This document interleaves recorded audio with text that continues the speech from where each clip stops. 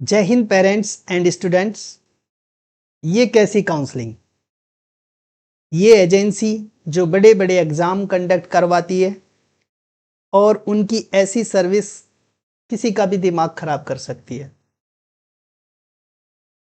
इनका नोटिफिकेशन कहीं आता है, फॉर्म किसी दूसरे पोर्टल पर भरना पड़ता है और फिर काउंसलिंग किसी अलग ही पोर्टल पे होती है। और सबसे बड़ी बात, कोई क्लियरिटी नहीं इनका आगे क्या प्रोसेस रहने वाला है। किसी स्टूडेंट का डाटा शो हो रहा है, किसी का इनकम्प्लीट डिटेल शो हो रही है। इतनी बड़ी एजेंसी 1.5-2 लाख स्टूडेंट्स का डाटा हैंडल नहीं कर पा रही है।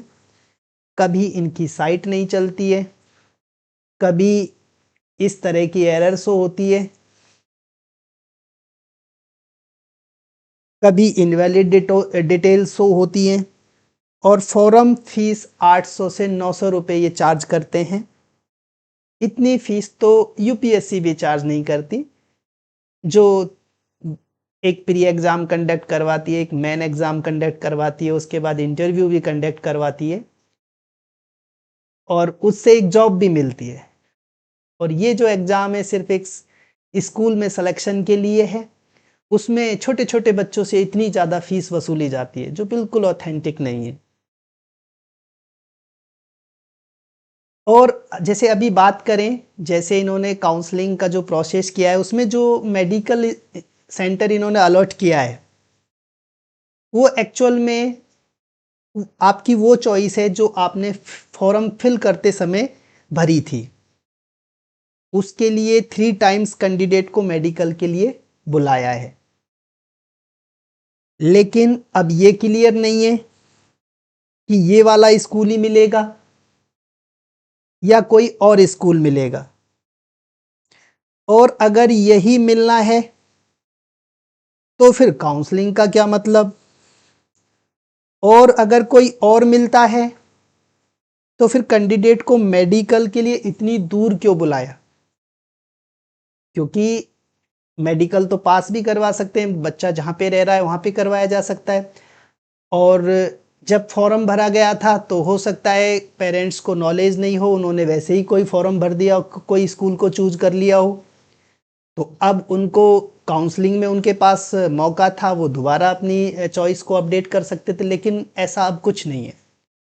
दूसरी बात, न्यू सैनिक स्कूल्स, ओल्ड सैनिक स्कूल्स तो जिन्होंने चॉइस की थी वो उनके लिए मेडिकल सेंटर मिल गया। अब जनरली बच्चे जो होते हैं वो न्यू स्कूल, जो सैनिक स्कूल्स खुले हैं उनको चॉइस नहीं करते। पहली जब फॉर्म फिल करते हैं तो इनको कोई नहीं भरता, तो क्या इनके लिए बच्चे कैसे मेडिकल करवाएंगे, इनमें जो बच्चे जाना चाहते हैं? तो अभी तक ऐसी कोई इनकी तरफ से गाइडलाइन नहीं दी गई है। अब मैं आपको यहाँ पे कुछ डाटा शो कर देता हूँ बच्चों का, जो कि इनकम्प्लीट है। किसी का क्या बता रखा है, किसी के बारे में उन्होंने क्या बता रखा है।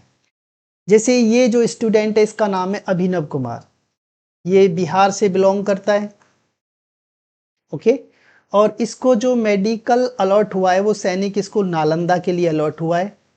अब इस बच्चे की यहाँ पे अभी तक ना तो कोई टाइम है किस टाइम उसको वहाँ पे जाना है, और ना ही कोई प्लेस है कि किस प्लेस पे उसका मेडिकल होना है। और ये बच्चा अभी मान लीजिए बिहार में नहीं है, वो कहीं बाहर पढ़ता है।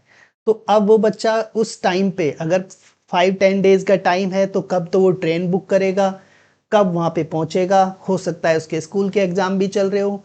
तो मतलब बहुत कम टाइम दिया है और कोई भी इनकी तरफ से ऐसी गाइडलाइन नहीं है, तो इससे पेरेंट्स को बहुत ज़्यादा टेंशन हो रही है। अब मैं दूसरा और डाटा शो करता हूँ। जैसे ये बच्चा है प्रतीक बिस्वाल, ये ओडिशा का है। ओके। तो इसका जो रैंक है, ऑल इंडिया रैंक है 325, मार्क्स इसके 356 आए। तो इसका अभी तक कोई डाटा शो नहीं हो रहा। तो ये भी यहाँ पे, अब ये बच्चे क्या करें? अगर मेडिकल 10-11 को होना है तो ये कब अपना टिकट कराएंगे, कब वहाँ पे जाके मेडिकल कराएंगे? तो ये बहुत सारी समस्याएं हैं जो पेरेंट्स के सामने आ रही हैं। अब जैसे एक अनदर स्टूडेंट है पंकज प्रभात, ये भी बिहार से बिलोंग करते हैं, डोमिसाइल बिहार का है इनका, इनको भी नालंदा लॉट हुआ है मेडिकल के लिए, लेकिन इनके पास भी यहाँ पे अभी तक कोई इन्फॉर्मेशन नहीं है। तो अभी ये राजस्थान में इनकी पोस्टिंग है। अब जैसे ये वहाँ जाना चाहते हैं तो ये कैसे जाएं, ना तो इनको डेट पता है अभी, ना टाइम पता है, और फिर आप जानते हो ट्रेनों की क्या कंडीशन है, इतनी जल्दी टिकट्स भी नहीं मिलते, तो ये पेरेंट्स कैसे मैनेज करें, ये उनका चिंता है अभी करंट में। ये एक बच्चा है मेंटेडी दसवंत, ये आंध्र प्रदेश से बिलोंग करता है, इनको भी कालीगिरी मिला है, लेकिन इनकी साइट पे अभी तक कोई इंफॉर्मेशन अपडेट नहीं है। ये बच्चा रोहन नायक है, ये कर्नाटका से बिलोंग करता है। तो यहाँ पे देखिएगा इस बच्चे के लिए बीजापुर में इसका मेडिकल होना है, और यहाँ पे इनका मेडिकल प्लेस भी दे रखा है, मेडिकल सेंटर भी दे रखा है, और टाइमिंग भी दे रखा है। तो यहाँ ये बच्चे अपना एडजस्ट कर सकते हैं, लेकिन वही बात कि अब वो जाए कैसे, ट्रेन का टाइम, ट्रेन कैसे टिकट मिलेगा उनको इतना जल्दी, तो ये सारी प्रॉब्लम ये सारे पेरेंट्स फेस कर रहे हैं। ऐसे ही ये बच्चा है रोहन नायक, ये भी कर्नाटका से बिलोंग करता है, तो इसका भी यहाँ पे डिटेल्स शो हो रही है। तो कुछ स्कूल्स ने अभी अपनी डिटेल्स शो कर दी हैं, लेकिन कुछ अभी तक नहीं कर पाए। तो इस तरह की प्रॉब्लम्स पेरेंट्स जनरली फेस कर रहे हैं। तो अभी हो सकता है कि एक दो दिन में ये सारा डाटा पोर्टल पे अपडेट हो जाएगा, तो पेरेंट्स ज़्यादा टेंशन ना लें। वहाँ पे आपको एक नंबर भी मिलेगा, और हो सकता है कि जो सैनिक स्कूल जहाँ पे मेडिकल अलॉट हुआ है वहाँ से आपको कॉल आए वहाँ, या फिर किसी आपको व्हाट्सएप ग्रुप में वो ऐड कर सकते हैं, तो वहाँ पे आपको डिटेल शेयर करेंगे।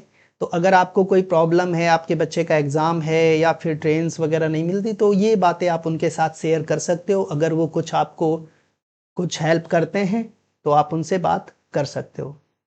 तो इस तरह की बहुत सारी प्रॉब्लम्स पेरेंट्स फेस कर रहे हैं, तो ज़्यादा टेंशन ना लें, जो भी होगा अच्छा ही होगा, वो आपकी हेल्प ज़रूर करेंगे। आप उनसे कांटेक्ट करिएगा। और जो ये सारी समस्याएं हो रही हैं, इसके लिए आप सैनिक स्कूल सोसाइटी को भी आप अपडेट कर सकते हो इसके बारे में कि इस तरह की हमारे साथ प्रॉब्लम्स आ रही हैं, तो वो भी आपकी कुछ हेल्प करने की कोशिश करेंगे। तो थैंक्स फॉर वॉचिंग।